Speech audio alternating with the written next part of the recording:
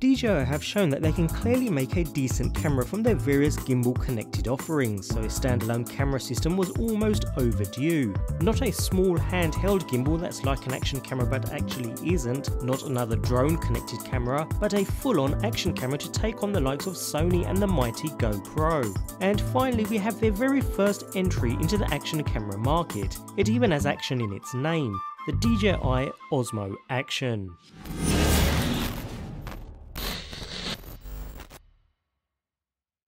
In some ways, DJI have just built a GoPro Hero 7 Black here. Not only does it look quite similar, most of the specs are very similar too, though in some areas DJI betters GoPro, while in others DJI falls short. And proudly presented as soon as you open the package is the camera itself, which we'll come to shortly. Alongside, within a smaller accessory box, we find your paperwork, a USB-C charging cable, a couple of adhesive mounts and thumb screws similar to GoPro's mounting system but with a twist connect feature, and a small plastic storage box containing the unit's battery, so pretty similar to what you'd receive with any other action camera.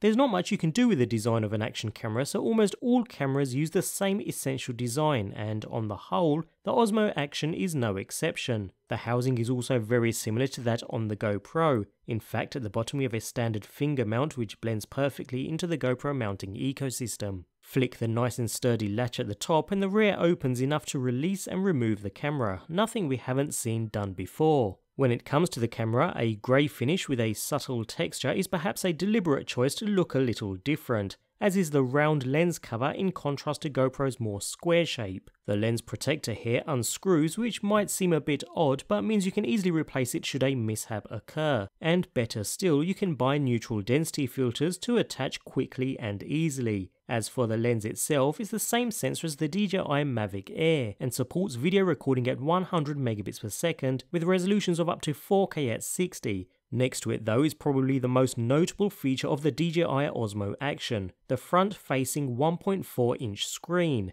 Having a front-facing display is nothing new, but it's the fact that it can offer a full-colour live view of what the camera can see that makes it special. It's not touch sensitive though, but it doesn't really need to be and would be too small to use the interface anyway. Moving on, across the top we find our standard power and shutter buttons, both being ruggedized and providing good tactile feedback, alongside a small status LED and the first of two pinhole microphones, the second being on the side along with a small speaker. On the opposite side we find this quick switch button which allows you to cycle through general camera modes such as video and photo for instance, but more importantly customize modes. You can basically create custom presets with specific settings and then assign a quick switch name to them for quickly pulling them up, and makes for a really nice feature. Just beneath this we find a door which can be unhooked just like the GoPro and reveals the camera's memory card port, compatible with cards of up to 256GB in capacity, and the single USB-C port used for charging the unit's battery. Talking of battery, fortunately it is a separate unit that comes in a neat plastic storage box which has space for storing an extra memory card too. Its 1300 mAh capacity provides close to 2 hours of recording at 1080p 30 without stabilization. Or if you want to record at the maximum 4K 60, then you'll get about an hour without stabilization, which are pretty respectable times. If that weren't enough, as the battery is a separate unit, you can switch out for a spare nice and easy. Rather than having a door open for the battery to slide into, the battery itself has an external side that sits flush with the camera, with an internal gasket sealing the camera from water once fully inserted. A clip on either side of the battery holds it securely in place and stays orange if not fully inserted, so a nice easy system to use. Finally, around the back we have a nice large 2.25-inch colour display which is touch sensitive of course. Just like the front screen, it's nice and bright too, so you'll have no problem viewing options or playing back footage, even under bright conditions.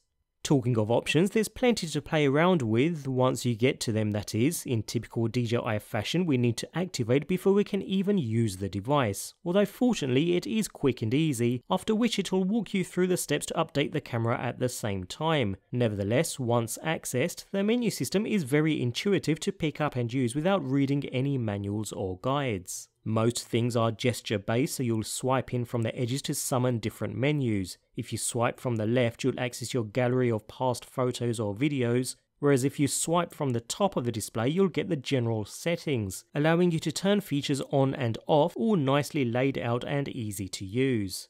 Swipe in from the right and you'll get camera settings such as configuring ISO or switching into manual mode, as well as colour options. Additionally, you'll see the option to turn on D-Warp, which GoPro calls linear mode. In effect, this produces regular video without any warping or fisheye look to it. However, the key difference is on the DJI OSMO Action, you can enable this at any resolution or frame rate, even 4K at 60. There's lots to play around with here. For Pro mode settings you can configure ISO, shutter and exposure, while for overall mode settings you can configure colour, white balance, video format and so on. There's a lot more here than with the GoPro. The number of white balance options, for example, far exceed that found on the Hero 7. Anyway, finally we swipe up from the bottom to change resolution options. To change resolution, swipe the upper half, while to change frame rates you swipe the lower half. DJI have renamed their stabilization system Rocksteady, and the option at the top will remain illuminated as long as the resolution and frame rate combination works. In any case, we've got mostly the same resolutions as the GoPro Hero 7 Black here, though it lacks at the higher end slow motion options with no 2.7K 120 like on the GoPro. Back at the main screen, to change modes you can tap the QS button, which cycles through the different shooting options. Note that it doesn't cycle through all of them, just the ones you've set up, and by tapping the 3 dots in the top corner we can see the other modes available, and can toggle them on or off, displaying them in the quick access screen, a nice little feature. You can even create your own custom modes and store them in the quick access menu, again a small feature but very handy. So the menu system is rather nice, although the only feature that isn't apparent straight away is how to switch to that front screen. To do that you need to either hold the side button for a second, or tap the rear screen twice with 2 fingers, and we now have our front screen active.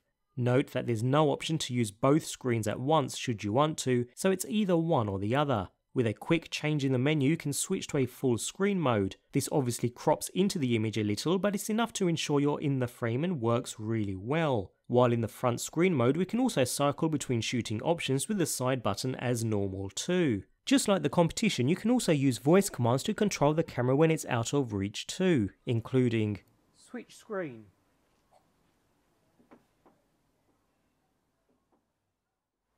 take photo,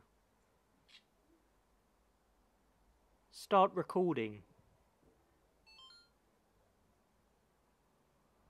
So when it comes to video capture, the result is as we would expect. You won't get that boosted saturation look as with the GoPro, but the Osmo Action produces sharp, vivid, detailed capture that's colourful and true to life. DJI have been producing cameras for their drones and handheld gimbals for a while now, so they obviously know what they're doing here. And the transition to the action camera arena was a perfect next step, and for a first attempt they've done a fantastic job. With the Osmo Action, the company is reusing the sensor from the Mavic Air, which is 4K capable, but now at 60 frames per second versus the Mavic Air's 30. It retains the 100 megabits per second throughput though. We even have a HDR mode that works pretty well too, something the GoPro doesn't have. And of course, unlike the Mavic Air, there's no physical gimbal here. This is all electronic stabilization. Instead of GoPro's Hyper Smooth, DJI went with Rocksteady.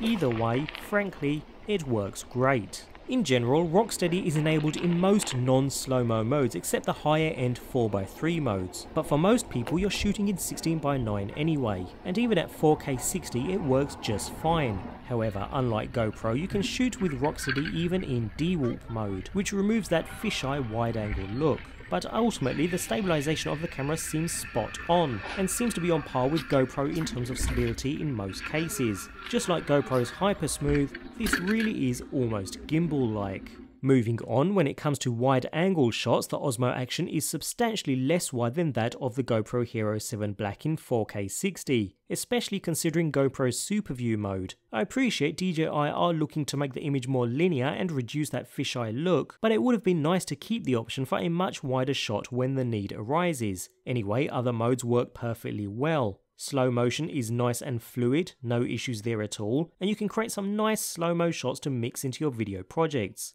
Burst mode is present, although only at 7 shots per second, which seems measly compared to GoPro's 30. And photo mode also works equally as well, producing nice rich images, and again leaving you with plenty of options to choose from for great manual control. When it comes to low light, it's not that great, at least not in regular mode, but neither is the GoPro. As with both cameras with such small sensors, it's really best to focus your action related activities on days with good light.